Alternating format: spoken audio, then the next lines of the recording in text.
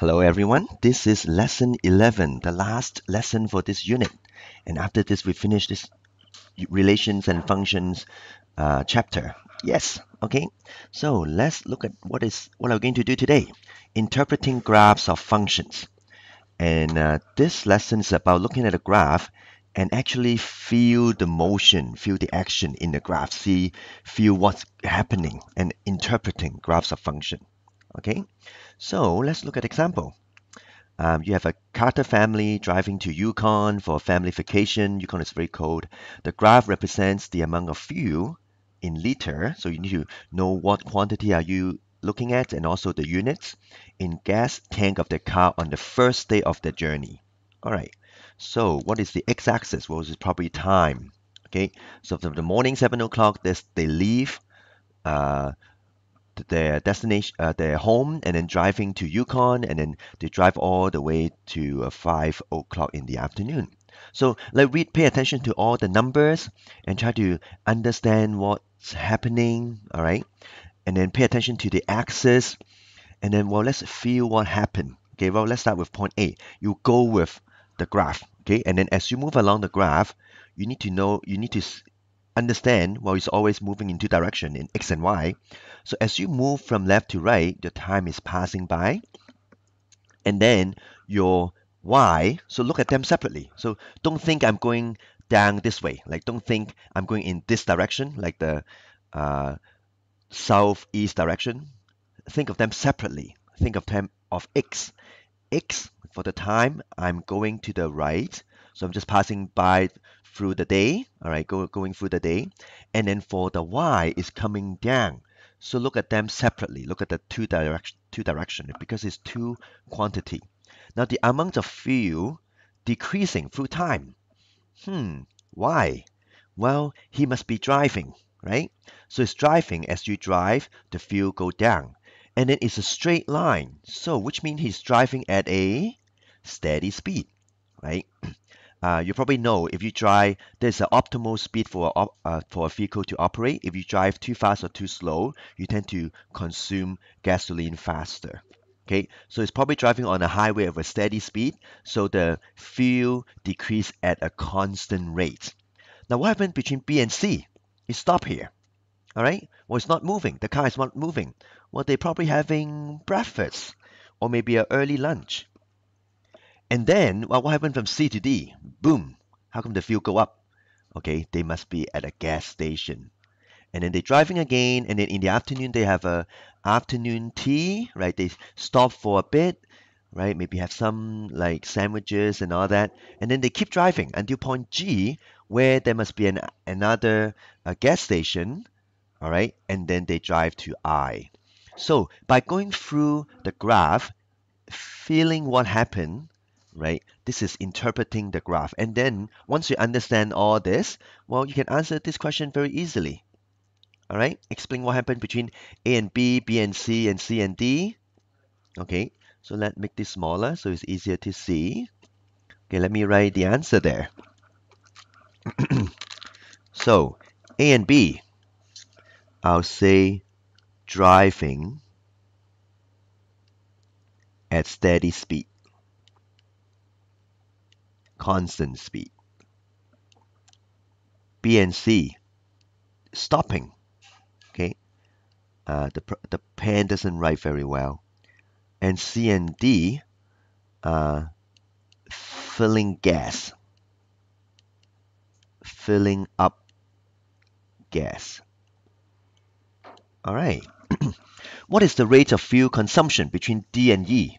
Okay, fuel rate. Okay, now rate, what they tell you the unit. Rate is always between two units and also usually involve time. Liter per hour. So from this point to this point, it starts with 60 liter of fuel and down to 25. So they consume how much liter? What's the amount? 35 35 liters of gasoline is used. For how long?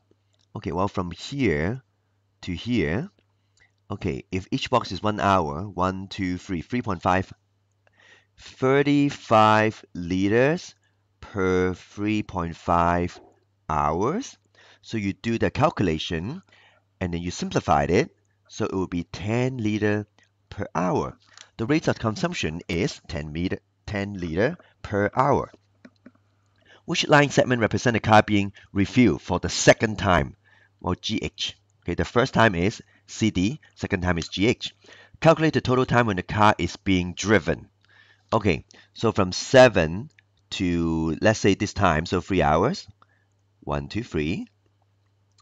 And then from here to there, we say it's 3.5 hours. Another 3.5 hours. And then from here to here, another hour. And then from here to here, another hour.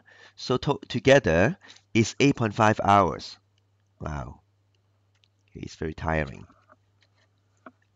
Okay, so we're interpreting the graph. So once you understand what the graph represents, if you go with the graph, pay attention to all the details, all the numbers, and then you will be able to answer those questions. So this, you're applying what you know, applying the information you can gather from the graph to answer the questions. And now, if the fuel costs 85 cents per liter, calculate the cost of fuel used for the first day of the journey. Well, then how much liter have they consumed?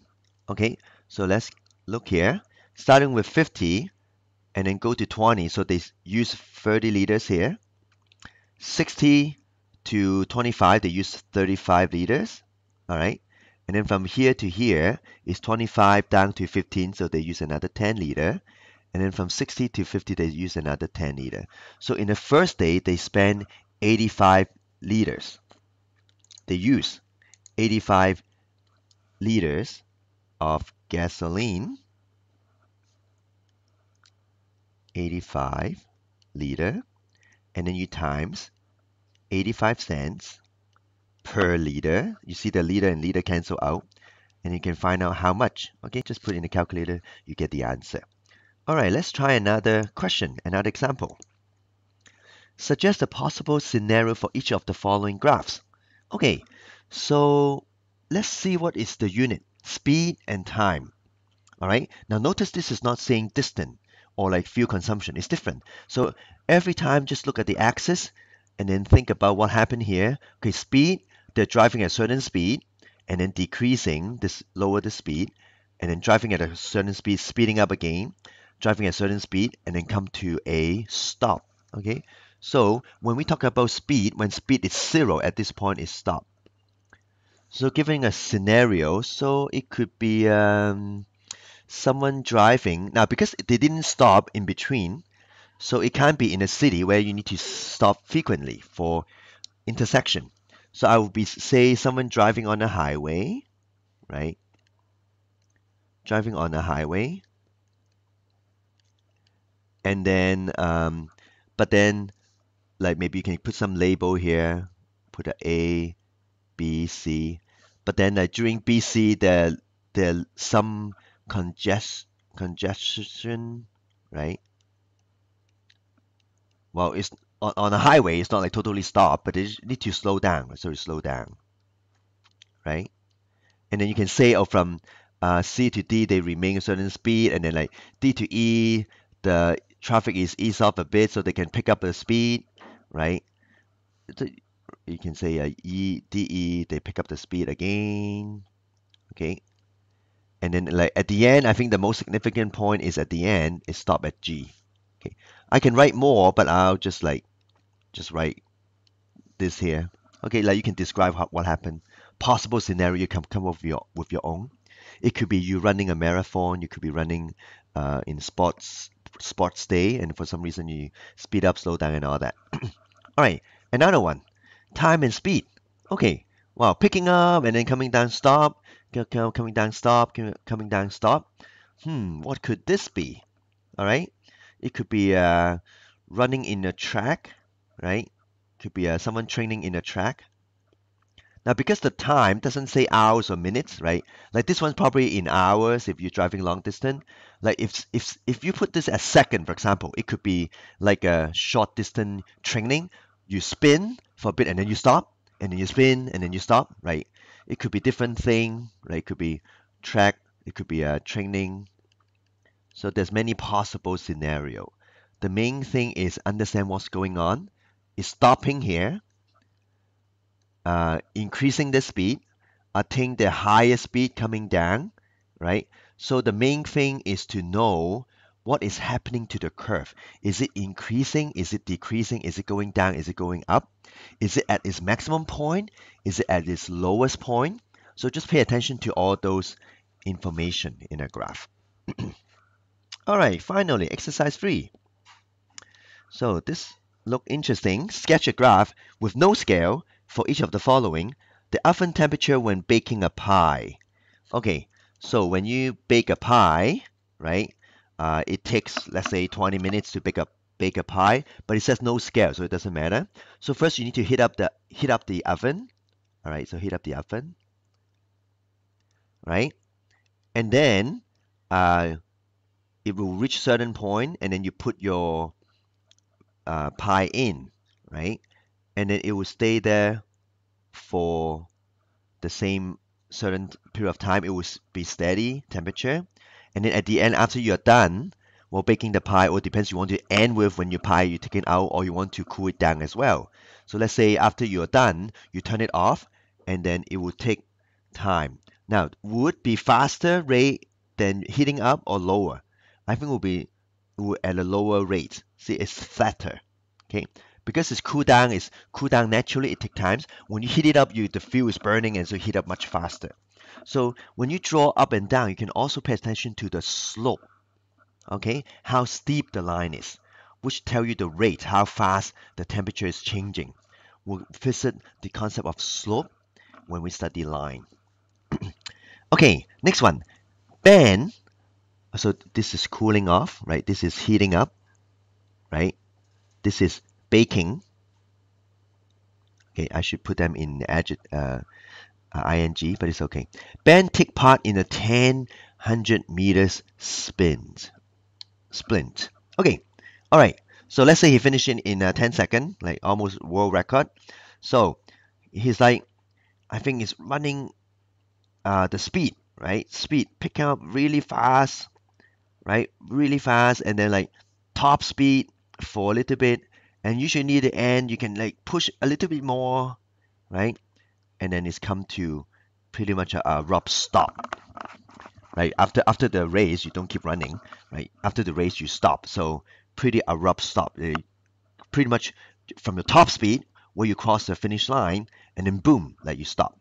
So this point is where you cross the finish line. You probably cross it at your top speed. It's top speed, isn't it? And then right after that, well, it's not completely straight, like you don't stop in a split second. Well, when we take a few 2 seconds, right, a bit, or 1 second to stop, so it's come pretty straight down like that. Okay, so whenever you have a graph, it gives you a lot of information. So just feel the motion, the slope, the points, right, the curvature, and all that. Take that into consideration. Okay, so that's the end of lesson 11, and that's the end of this unit. So hope you enjoy this unit and hope you do well in the test. See you.